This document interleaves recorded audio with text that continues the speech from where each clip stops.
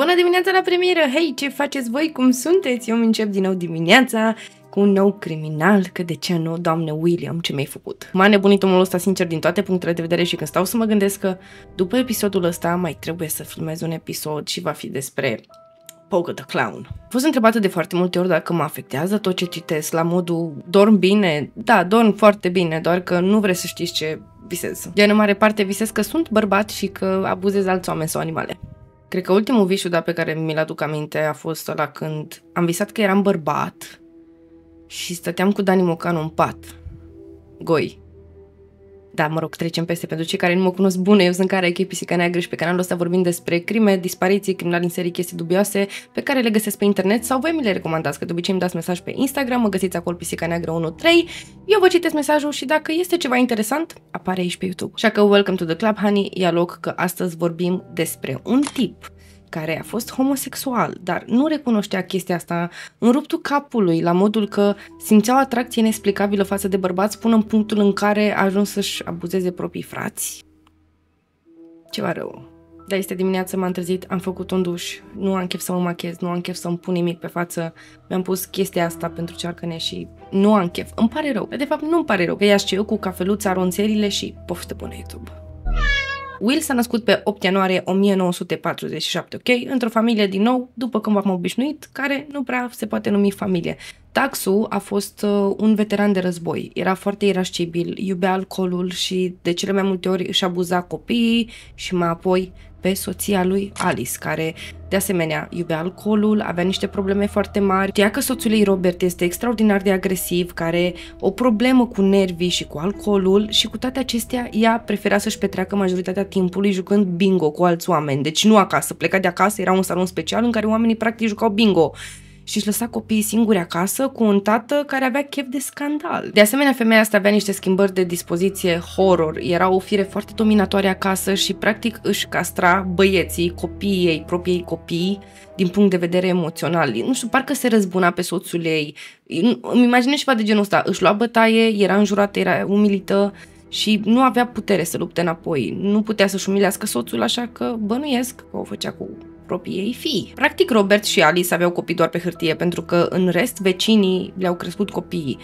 Toți copiii ăștia purtau haine de la vecini, mâncau de la vecini, treau din mila altora, nu primeau niciun pic de afecțiune, de atenție, de nimic. În ianuarie 1950, știu că am uitat să vă menționez, însă Robert, tatăl lor, era de asemenea dependent de jocuri de noroc. Pariuri, mai exact. El iubea să parieze orice și omul meu a mers până în punctul în care și-a pariat casa și Alice s-a uitat la el și a zis, ok, noi unde locuim acum? La mama, da, mergem la mama, ce să facem? Ăștia-s bătrâni, hai să mergem toți călare pe capul lor. Deci da, s-au mutat la bunica lor maternă și au crescut practic într-un mediu destul de disfuncțional, însă totuși au supraviețuit copiii, s-au dus la școală și au fost îndoctrinați foarte mult. Practic ei mergeau la o școală catolică și chiar și acolo Will a avut foarte multe probleme. Profesorii se plângeau foarte mult că, băi, copilul ăsta este foarte violent pentru vârsta lui.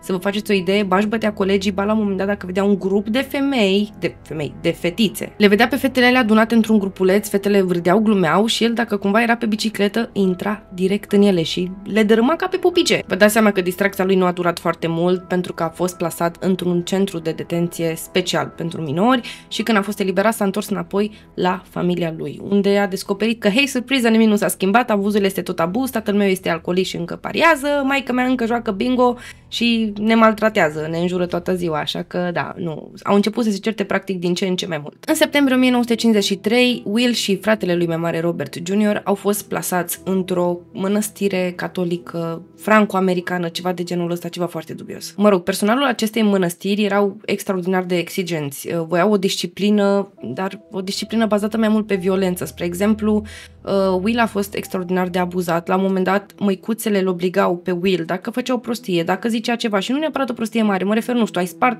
o vază. Ei bine, dacă Will spărgea o vază, trebuia să dea cu pumnul într-un perete până când îi se umplea mâna de sânge.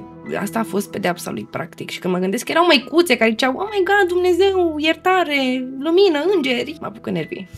Bine, vreau să vă lămuresc că sunt mai multe variante. Anumite surse susțin că erau obligați de a cu pumnul într-un zid, alții într-un gard, alții în ambele. Habar nu avem. De asemenea, tot micuțele astea care vorbeau toată ziua despre Dumnezeu și iubire și îngeri, înnecau toți copiii în găleți. Copiii erau bătuți, erau forțați să stea în poziții extraordinar de dubioase timp de ore întregi. Adevărul este că Will nu a vorbit foarte mult despre toată perioada asta pe care el a petrecut-o în școala asta catolică. Este orfelinat, dar nu este orfelinat, este ceva foarte complicat. Practic este o școală catolică, un internat cum ar veni, da? Și de asemenea el a povestit că a fost abuzat de foarte mulți băieți mai mari și că la un moment dat a început să-i placă abuzul ăsta, gen le-a spus băieților, ok, te las să mă doar dacă îmi leși mâinile la spate cu o sfoară, cu un cablu, cu orice. Și el a spus că i-a venit ideea asta după ce și-a dat seama că, băi, dacă sunt legat, mă simt mai în siguranță. Și eram la modul, what? Gen, bro, în primul rând nu suna consimțământ pentru mine, adică te las, da, bleagă-mă, gen. Și nu putem vorbi despre BDSM, vorbim despre un copil care avea sub vârsta de 9 ani, mi se pare, sau sub 10, ceva de genul ăsta. În tot timpul ăsta cât Will și Robert Jr. au stat în mănăstirea asta, care era școală catolică de fapt, părinții nu i-au vizitat absolut deloc și în Will s-a născut următoarea frică, la modul, băi, cred că părinții mei au murit. Chestia asta, sincer, mi-a rupt inima cu totul. Gândește-te să fii abandonat într-o școală catolică care este semi-orfelinat și cât de pur să fii în sufletul tău să te gândești prin toate abuzurile pe care le-ai trăit, că cu siguranță părinții mei vor să mă viziteze, dar nu pot sau poate cine și Doamne ferie au murit. Adică tot copilul ăla care avea sub vârsta de 10 ani își făcea griji pentru părinții lui, care erau niște narcisiști care efectiv n-aveau niciun fel de interes față de copiii lor. Continuând povestea, Will s-a întors înapoi acasă în mai 1955 și sincer nu mi-este clar dacă s-a întors doar el sau a venit și Robert acasă, pentru că nu am putut să găsesc niciun fel de informație. Dar eu vă zic ce știu și știu sigur că într-un final Will s-a întors acasă, a locuit în continuare cu părinții lui, care acum trăiau în casa pe care o deținea bunicul matern. Copilul este foarte fericit, s-a revăzut cu fratele lui mai mic, Paul, și cei doi au mers împreună la școală. La școală, Will din nou a avut foarte multe probleme, a devenit un mic delicvent, a fost agresiv și de asemenea a simțit foarte multă rușine la modul de ce mă simt atras de băieți mai mici decât mine în primul rând și mai apoi de profesori. El se lupta foarte mult cu sentimentele astea și nu voia să-și accepte orientarea sexuală. Mă rog, pleca de la școală, venea acasă, abuz. Părinții nu erau prezenți și când erau prezenți erau niște, că altfel nu am cum să-i numesc sincer. Din punctul ăsta, din nou vecinii preiau situația în mâinile lor, hai la mine să dormi, hai să-ți dau de mâncare, hai să-ți dau haine și chestii de genul ăsta. V-am spus că toți locuiau în casa bunicului matern. Aparent și el se afla prin casa aia și sincer avea o reputație destul de horror. Alice, mama lui Will, a spus că ok, tatăl meu, natural, biologic, m-a abuzat sexual. Și da, mi se pare o idee foarte bună să-mi las cei 3 băieți, pentru că da, și Robert a venit în peisaj, care a început să-și abuzeze frații la modul să-i bată, să-i jignească și așa mai departe. Da, este o idee bună să-mi las fiii în prezența tatălui meu biologic, care m-a abuzat pe mine și tot mai târziu Alice a spus că da, mi-a abuzat copiii. Adică era șocată, la modul, wow, nu mă așteptam. Omul care m-a abuzat pe mine, mi-a abuzat copiii. Cine s-ar fi așteptat? Copilul nostru abia împlinise vârsta de 10 ani și a fost arestat. A fost arestat pentru că, cum să vă zic, nu fura. Împrumuta pe perioadă nedeterminată plăcuțe de matriculare. Mergea printre mașini, fura, habar nu am ce făcea cu ele. Stau și mă gândesc, mai ce faci? Le vinzi? Legit, copilul nostru făcea bani la 10 ani.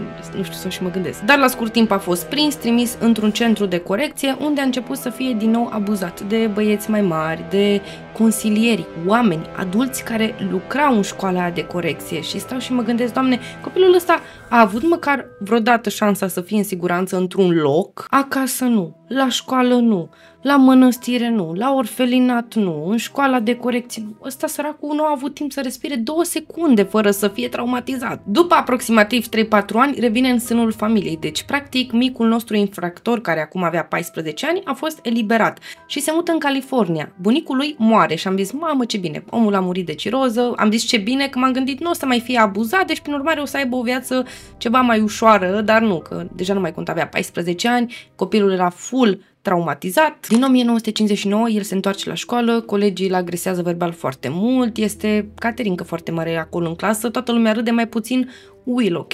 Însă, în schimb, el avea note foarte bune la matematică. Era foarte bun. Omul avea un creier ceva de speriat când era vorba de numere. Dar, în mare parte, era singuratic, nu avea prieteni, nu avea iubită, că nu îi plăceau fetele și, de asemenea, nici cu băieții nu prea se băga în seamă că, hei, eu nu sunt homosexual. Nu sunt homosexual, dar îl mângâi pe fratele meu mai mic. Ei, practic, dormeau în aceeași cameră și a început să-l agreseze sexual pe Paul. Și Paul a tăcut timp de 6 luni de zile, după care s-a dus la mama lui, a povestit, uite, Will mă atinge și măsa ce a zis, dar vă despart. Unul în camera aia și unul în camera aia. Asta a fost soluția ei. La sfârșitul anului 1960, părinții lui se despart. De ce? Au primit executare silită. V-am spus, taxul încă era cu alcoolul, cu pariurile și așa mai departe. Era logic. Însă ceva timp mai târziu s-au reîmpăcat și eram la modul, băi, femeia, abia ai scăpat de el, de ce îl iei înapoi? Dar femeia mea ce a zis? M-am împăcat cu Robert pentru că acum a primit un job bine plătit, este mecanic și vreau să ne cumpărăm o casă. Chestia asta s-a și întâmplat. Mai târziu, când a fost arestat, el a recunoscut că în perioada asta a violat foarte mulți băieți mai mici decât el și de asemenea că și-a dat chiloții jos în fața unei fetițe în vârstă de 10 ani, deși nu știu de ce, că nu era atras de fetițe, cred că a vrut doar să șocheze, să facă o chestie de genul ăsta, că nu a atins-o. Ok, mama lui acum se uită la el și zice, nu prea te văd cu fete, de ce nu umbli cu fete? Nu te văd să vorbești despre o fată, nu te văd să ai strălucirea în ochi când te uiți la o fată. Tu ești homosexual? Nu? Iax! Nu. Așa că din acest moment, deși nu-și dorea chestia asta, el a început să iasă cu o fată. Fata asta se numea Linda, ok? Doar ca să o mulțumească pe mama lui și să nu se mai certe, pentru că ajungeau efectiv să se certe zi și noapte pe tema asta. Ești homosexual? Nu, nu sunt. Demonstrează-mi, ok, uite, o am pe Linda. Acum poți să taci? Sincer, nu pot să-mi dau seama cum maică s-a stat liniștită, că ok, bun, Will umbla cu o fată, pentru ea, wow, eveniment. Dar totuși ceva nu era în regulă. Spre exemplu, Will venea acasă cu foarte mulți băieți, mult mai mici decât el, și intrau în beci și își petreceau o grămadă de timp acolo. Și dacă vă întrebați de ce îi chema în beci, am dulciuri. Am dulciuri, am jocuri, hai să-ți arăt ceva, și venea cu 2-3 băieți după el și stăteau în beci acolo ore întregi. Și maică sa nu știu ce o fi zis. Nu uitați, Will este minor încă. În 1965 a terminat liceul și maică sa a avut din nou panica aia, că oh my god, cred că ești homosexual, adică nu înțeleg, ea era panicată că e homosexual, nu că vine acasă cu mai mulți băieți micuți de 5, 6, 7 ani și stau acolo în beci. Alice, nu orientarea lui sexuală este problema, ci faptul că abuzează copii, gen. Hello? Ce face Will în situația asta? Air Force. Asta e. Se duce în Vietnam. Război. Stă timp de 5 luni acolo, 700 de ore pe teren, ajunge la concluzia că oamenii sunt degeaba. Are o repulsie față de toată rasa umană, la modul, de ce trăim? Nu merită nimeni nimic bun, așa că ce a zis? Ok, o să profit de timpul ăsta, haha, și a întreținut relații intime cu femei, cu bărbați, cu căței, cu purcei, și la un moment dat chiar el a recunoscut, a spus chestia asta râzând, că abuzase 2 soldați, practic i-a forțat să-i facă sex oral sub amenințarea armei. Gândește-te că ești în Vietnam, ok? Și e război, efectiv, te bați, te lupți. Ai terminat lupta de acolo, te duci acasă să dai de Will, care mai are chef de o luptă. Anyway, a stat acolo timp de 3 ani și pe 25 octombrie 1968, la vârsta de 21 de ani, se întoarce acasă. Ce face? Stă cu mama lui. Se căsătorește, treaba nu merge, ea l-a părăsit pentru un alt bărbat, el se angajează într-o benzinărie și de aici el devine criminal, bum, ca bum, asta e povestea. Practic, după despărțirea de femeia asta, el a simțit cumva că dă greș, că ceva nu este în regulă cu el și simțea nevoia de adrenalină. Viața era foarte plictisitoare pentru el și ce a zis? Omor băieți! 17 noiembrie 1968, ce face Will? Iese la plimbare. Ia mașina lui măsa și efectiv iese să se plimbe. Atunci îl vede pe Billy. Billy are doar 14 ani, ok? Și zice, hai să te plimbi cu mașina, vrei să mergi undeva, te duc eu, nu este problemă. Billy se urcă, n-are nicio problemă, gen, și încep și vorbesc. Și la început totul pare normal, până când Will a început să fie prea insistent cu întrebările. Da-ți plac băieții? Da-ți plac băieții, da. Ai sortat vreodată un băiat, dar ești homosexual? Ai încercat vreodată? Ești homosexual? Nu. Da. E sigur, gen? Eu nu, dar întreb, știi, e ok dacă nu. Copilul a răspuns o dată, de 2 ori, de 3 ori, dar când a văzut că omul nu se oprește cu întrebările astea, s-a speriat și a încercat să fugă din mașină. În acel moment, nu știu cum să sună foarte ciudat, dar Will l-a dus pe băiat într-un centru de sac comercial, l-a tras într-o parcare, unde l-a o grămadă de timp. În tot procesul ăsta, copilul și-a pierdut cunoștința, a leșinat. Și când s-a trezit într-un parc. S-a dus acasă, i-a povestit lui maică s-a sunat direct la poliție. 26 noiembrie, din nou omul meu se plimbă cu mașina și dă de John, un băiat de 17 ani, se urcă în mașină, nu este nicio problemă, vorbesc, însă din nou încep întrebările, și homosexual, da, încerca măcar, dar Nu ți se pare ciudat când doi bărbați se sărută, vrei să te sărut? În timp ce punea toate întrebările astea super dubioase, a apăsat accelerația la maxim și a scos așa un pistol, s-a uitat înspre băiat și băiatul a știut, it's over. S-au retras într-o parcare liniștită, băiatul a fost abuzat în toate modurile posibile, a fost și bătut și la sfârșit Will a spus: vezi că am niște prieteni care te rezolvă, gen, dacă vreodată mă pără sau îndrăznesc să spui cuiva ce s-a întâmplat, și a rămas toată treaba asta în aer. Pe 4 decembrie, un alt băiat în vârstă de 17 ani s-a dus la poliție și a spus: uite, un bărbat scund, cu părul mediu, cu ten măsliniu, m-a tras în mașină și și-a făcut plăcerile nebunești cu mine, vreau, vă rog frumos să-l prindeți. Însă chestia asta nu s-a întâmplat, din nou, tot cazul a rămas în aer. Polițiștii se uitau: băi, noi căutăm un pedofil, căutăm un... Pe cine căutăm? Că habar nu avem. Ok, este unul scund, cu părul mediu și măsliniu, dar cine-i? 1 ianuarie 1969 dă de un alt copil, ok? Tot așa, în mașină, oprește, băiatul se urcă, îl cheamă Lawrence, are 12 ani. Și tot așa au început întrebările ciudate, a scos pistolul, a forțat pe băiat să facă sex oral, mai apoi l-a jefuit și a spus: te omor, nu vorbi cu nimeni, știu unde stai, deși nu știa, deci efectiv omul meu erau ca cealma totul. Știu unde stai, îți cunosc părinții, o să vă omor pe toți. 12 ianuarie, din nou în mașină, dă de un băiat, băiatul ăsta are 18 ani, din nou încep întrebările, scoate pistolul, îl forțează să-i facă oral și în tot timpul ăsta când băiatul era bătut, strangulat, Willy zicea doar: dacă nu te potolești, liniștește-te, te rog frumos, că chiar vrei să smulg ouăle. Deci da, toate chestiile astea s-au întâmplat de o grămadă de ori și polițiștii stăteau: ok, unde îl prindem pe omul ăsta? Până pe 28 ianuarie au ținut treaba asta, când la un moment dat o polițistă se plimba și a observat că Will stă într-o mașină cu un alt puștan și situația părea ciudată, adică Will părea foarte agresiv, copilul părea speriat și s-a uitat așa puțin la șofer, adică la Will, și a zis: păi, de asta seamănă cu violatorul descris de acei copii care au fost abuzați, hai să-l arestez preventiv. La început Will s-a uitat la polițist și a zis: te rog frumos, eu nu există așa ceva, n-am făcut niciodată așa ceva. Dar câteva secunde mai târziu a zis: te rog frumos, închide-mă, eu nu trebuie să ies din închisoare, eu trebuie să stau închis. Will a fost arestat, băiatul care se afla în mașină cu el, un băiat în vârstă de 16 ani care era fugar, din fericire nu a fost abuzat și după ce a fost arestat Will, sincer, s-au pus foarte multe întrebări despre viața lui personală. El inițial a negat orice fel de abuz, a spus: nu, am avut o viață liniștită, însă după aia a început să povestească: uite tata, uite mama, uite bunicul, toate prin care am trecut viața mea în acea școală catolică și așa mai departe. Și de asemenea a spus: mie îmi pare foarte rău pentru ceea ce am făcut, dar nu mă pot controla. Și atunci a fost examinat de 2 ori, de 2 specialiști psihiatri, da? Și oamenii au spus: ok, 100% ești psihopat, ești obsedat sexual, ai impulsuri pe care nu ți le poți controla și totodată credem că ai depresie. Da, se vede abuzul.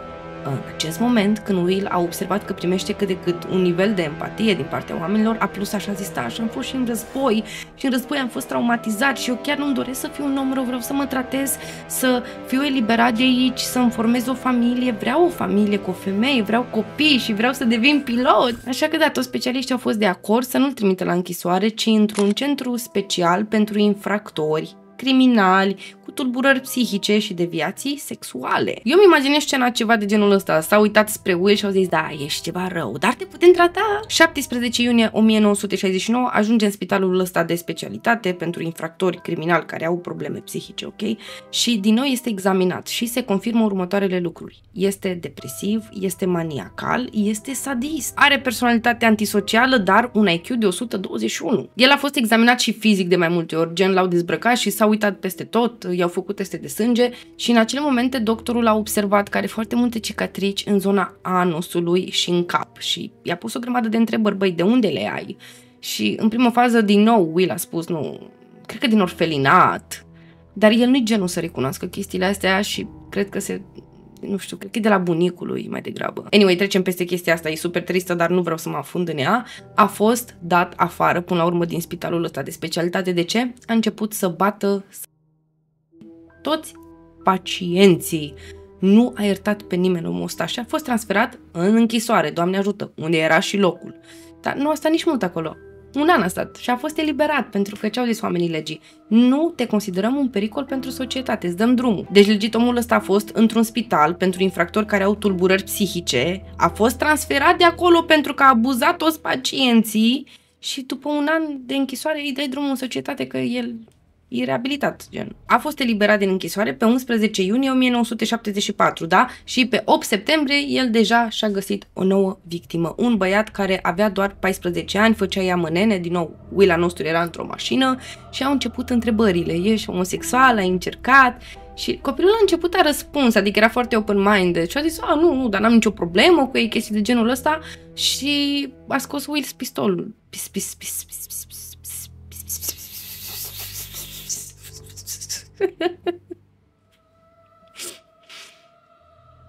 Am o problemă.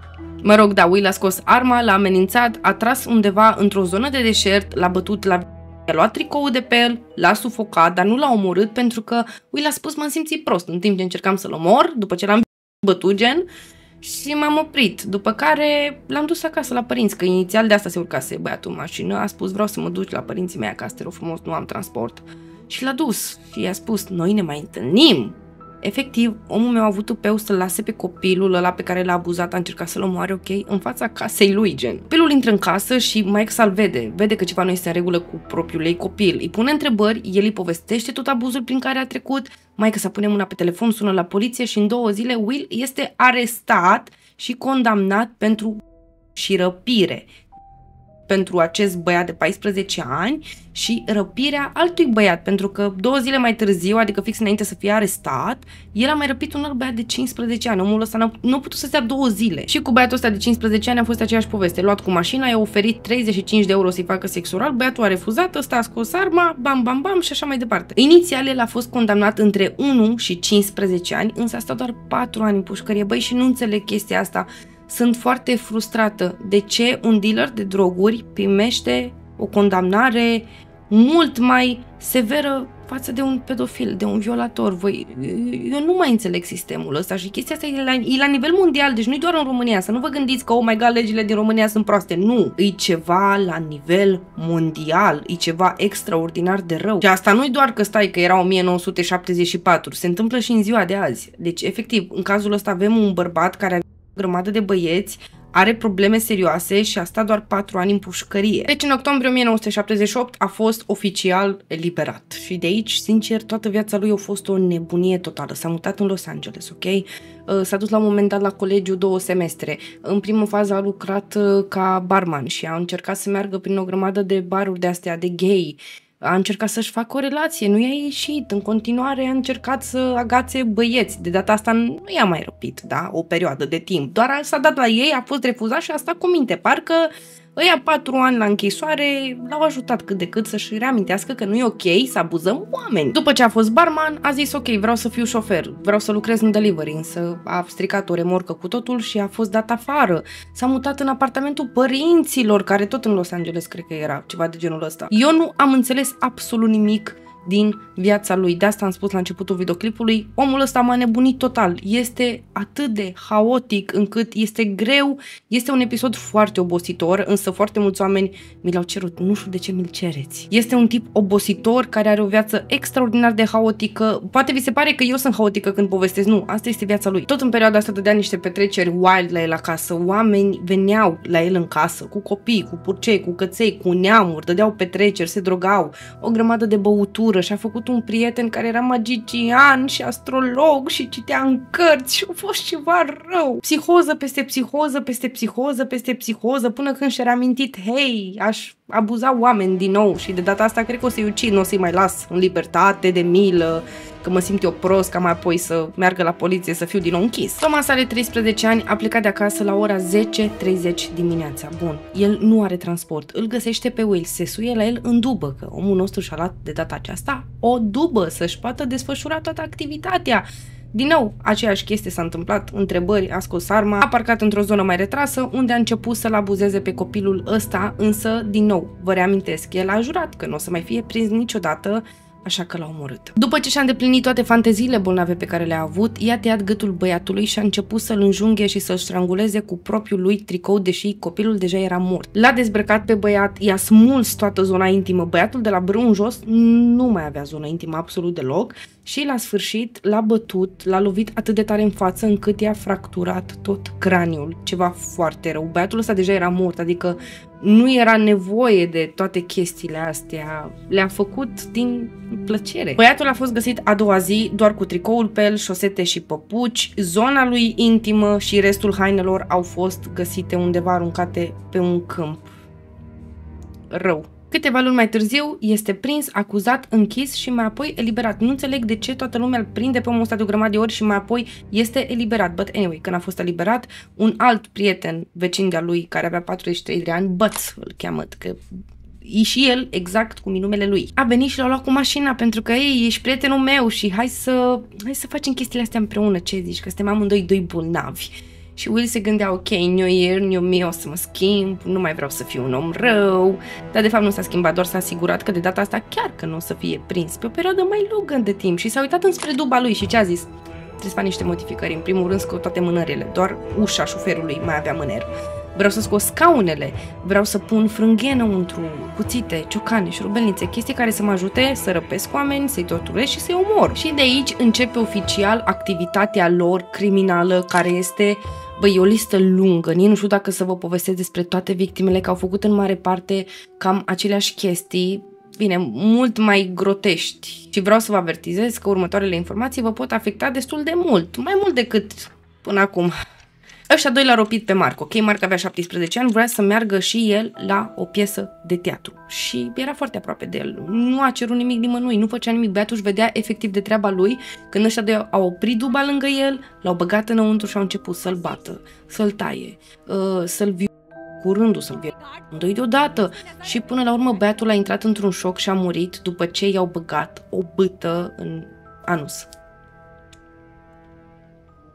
Efectiv, oamenii ăștia doi au simțit plăcere să-l vadă pe băiatul ăla cum moare și cum plânge și cum urlă și avea hemoragie, ceva extraordinar de rău. Erau sadiști sexuali. Eu v-am mai explicat în foarte multe episoade că, ok, psihopat, criminal, ce vrei tu, dar nimic nu se compară cu un sadist. Mă rog, trecem peste. Mark a murit și corpul lui a ajuns undeva aruncat pe autostradă. 22 de zile mai târziu, cei doi pun mâna pe Donald, ok? Are 15 ani băiatul, este noapte târziu, se plimba, era singur.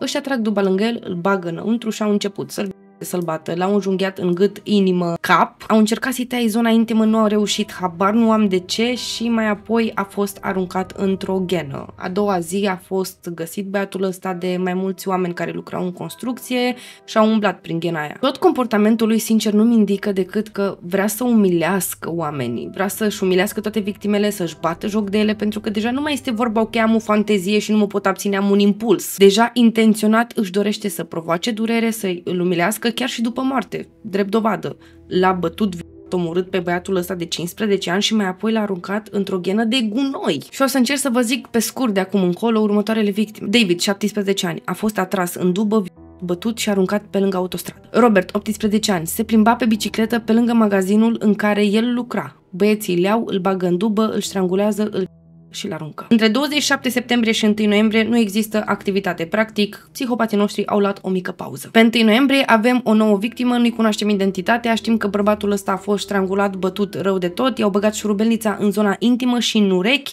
și a fost aruncat. Următoarea victimă, Frank, 17 ani, a fost atras de data asta în dubă, dar de Will. Aparent, nu știu de ce, dar Will a decis că ok, nu vreau să lucrez cu băți, cel puțin nu azi. A fost abuzat, omorât, aruncat și corpul lui a fost găsit următoarea zi. John, 15 ani, a dispărut efectiv dintr-o dată. Trebuia să iasă afară, să se vadă cu prietenii lui, însă nu mai a apucat niciodată căci a dat de Will. A fost atras în dubă, a fost bătut, tot pachetul știți deja. Corpul lui a fost găsit pe 13 decembrie, însă identitatea lui a fost confirmată abia anul următor. Din cauza asta n-am înțeles de ce vreți episodul ăsta. Omul ăsta a făcut aceeași chestie la nesfârșit, nici nu mai are rost să vă spun despre toate victimele.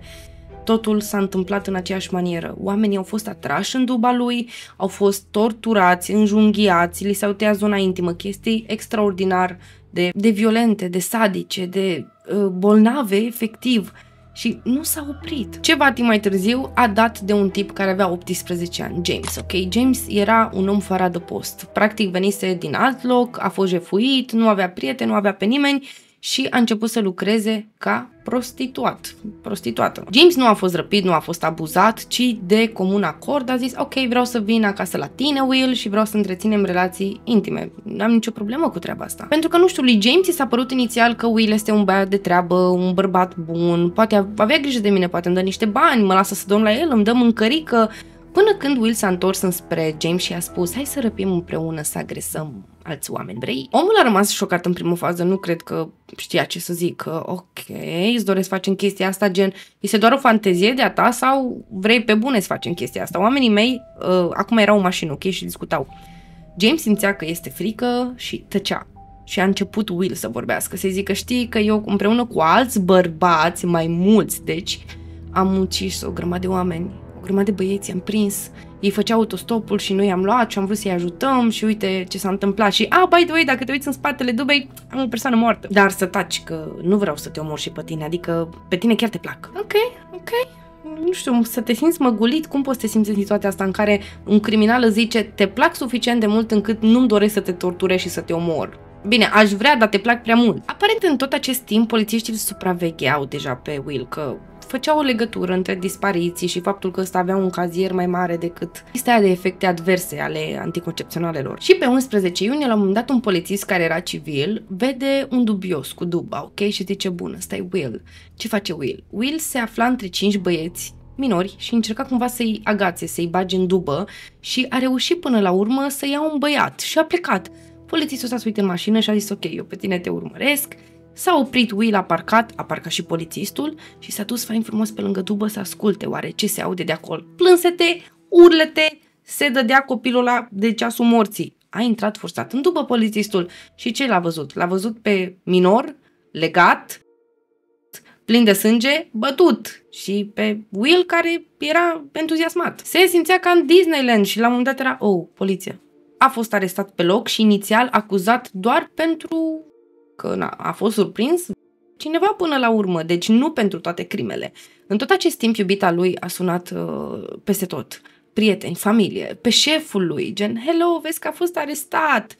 Prietenul lui, James, băiatul de 17 ani care era fugar și trebuia să-l ajute în anumite crime, a fugit. El s-a speriat. Practic nu a vrut să-l dea în gât și era frică că o să fie asociat cu toate crimele astea, așa că i-a furat mașina lui Will, cea mică, nu duba, și a plecat. Nu pentru mult, că a fost arestat și el. Și acum urmează examinarea dubei, ok? Polițiștii au găsit în duba asta o grămadă de pete de sânge, obiecte ascuțite, chestii dubioase, o grămadă de spermă. Duba era o mare de spermă. De asemenea, au găsit o grămadă de articole decupate din ziar care vorbesc despre aceste crime. El și-a câștigat o reputație doar în ziar, pentru că nimeni nu știa cine este acest criminal. Criminalul autostrăzii și el colecționa chestiile astea, era mândru de el. Deși deja polițiștii aveau o grămadă de dovezi că el este celebrul criminal din ziare, el a spus: nu, n-am făcut nimic, însă până la urmă s-a răzgândit și a mărturisit totul după ce a primit o scrisoare de la o mama unei victime, ok? Și mama asta i-a spus în scrisoare: te rog frumos să-mi spui unde le-ai aruncat pe băiatul meu, că vreau să-l îngrop creștinește, vreau să-l îngrop catolicește, nu știu, zi-mi unde este, vreau să-mi văd copilul. El s-a simțit aparent atât de vinovat încât a fost de acord să dezvăluie locația și, făcând chestia asta, a recunoscut că el este criminalul.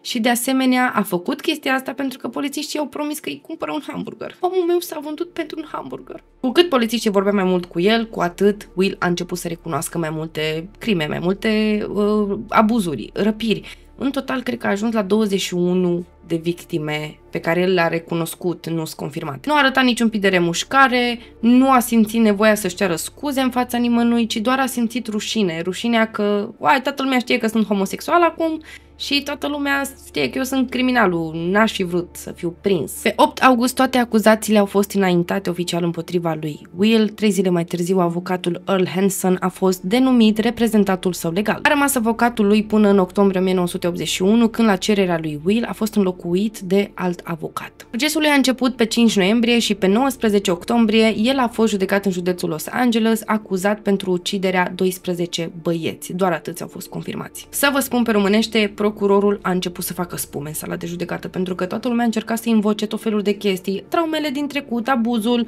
faptul că are probleme, tulburări și așa mai departe, însă el a zis: nu, eu vreau să-l condamn la moarte pe omul ăsta, pentru că el nu a ucis că, vezi, Doamne, este traumatizat, ci pentru Will a fost un sport. 23 februarie 1996, el a fost executat prin injecția letală, Doamne ajută, dar nu înainte de a oferi interviuri și de a vorbi foarte mult pe tema asta. Practic, în ultimul interviu, adică cu 24 de ore înainte ca el să fie executat, el a spus că, uite, da, m-am împăcat cu ideea că urmează să mor și, sincer, regret foarte mult că, uite, eu în adolescență am fost pasionat de bowling și îmi pare rău că nu am ajuns să practic sportul ăsta, să fiu profesionist, să ajung cineva, lumea să-mi cunoască numele, las că ți le-am cunoscut toți, ne-ai nebunit. Dar nu s-a oprit și a continuat. Eu ar trebui să stau în pușcărie, nu sunt de acord să mor, pentru că în primul rând sunt traumatizat și n-am putut să mă controlez, nu am fost eu în momentele alea, au fost traumele, ok? It's not me, it's Patricia. Așa că da, eu cred că nu pot să am o viață normală fiind un om liber, eu trebuie să stau închis, dar țineți-mă aici în închisoare, vă rog, nu mă omorâți. A venit ziua de 23, ora 6, omul meu își primește ultima lui masă, dorința lui, 2 pizza mari, 6 baxuri de Coca-Cola și multă înghețată. În ultimele lui momente de viață, adică cu câteva ore înainte ca el să fie executat, a avut dreptul să petreacă timp cu 5 persoane, printre care l-a ales și pe avocatul lui și nu înțeleg de ce. Gen, da, ai încercat să mă scapi, tu meriți să stai lângă mine. Cu o oră înainte să fie omorât, el a vrut să țină așa o conferință, Will, în care să vorbească, uite, vă rog frumos, nu mă omorâți, n-am fost eu, vreau o șansă la viață, însă judecătorul a zis, nu, ce mi se pare corect. La ora 23 și 45 de minute a fost dus în camera de execuție. El a încercat din nou să vorbească, nu a fost ascultat, însă a scris un bilețel. Consider că pedeapsa cu moartea nu este răspunsul potrivit la problemele pe care le avem. Simt că transmite un mesaj greșit oamenilor din această țară. Tinerii se comportă așa cum văd la alți oameni, adică nu se comportă cum le spunem să se comporte, ci fac ce văd. Aș avea un sfat. Atunci când vedeți o persoană care are de gând să comită o crimă, o infracțiune, înainte de a o face, să meargă într-un loc liniștit și să se gândească serios la chestia asta. A murit la 49 de ani, a fost incinerat, n-a primit niciun fel de mormântare și familia lui a refuzat să ia rămășițele. A fost abandonat de soartă în toate modurile posibile omul ăsta. Cam ăsta a fost episodul, a fost ceva extraordinar de rău, extraordinar de haotic. Vă rog frumos, dacă țineți la sănătatea mea psihică, nu mai îmi recomandați să fac episoade despre tipi de genul ăsta. Din nou, nu am vrut să fac episodul ăsta, că ați văzut și voi cum arată, însă am un membru Busted care, da, mi-a spus, îl vrea pe Bonin și l-am dat pe Bonin. Și da, pentru cei care nu știți, dacă sunteți membri și alegeți pachetul Busted, aveți dreptul o dată pe lună să-mi comandați un episod. Și eu îl fac. Vă rog, nu mai faceți de asta cu mine, vă rog frumos din sufletul meu că îmi dați daună totală. Deci da, ăsta a fost episodul, vă super mulțumesc frumoșii mei că mi-ați fost alături până la sfârșit. Nu uitați, vă rog frumos să mă susțineți cu un like și un comentariu, ca algoritmul să-mi recomande videoclipurile altor oameni și să fim din ce în ce mai mulți pe canalul ăsta. Sau poți deveni membru, că ai o grămadă de avantaje, nu ai parte de reclame, nu ai parte de cenzură, interviuri și poze de la locul crimei oficiale, dacă avem. Totodată te aștept și pe Insta, unde noi ținem legătura, îți dau insider care mai de care spicy pe story și tot acolo tu poți să alegi care să fie următorul episod, fie pe story, fie îmi dai mesaj pe Insta. Eu vă super pup frumoșii mei și noi ne auzim data viitoare.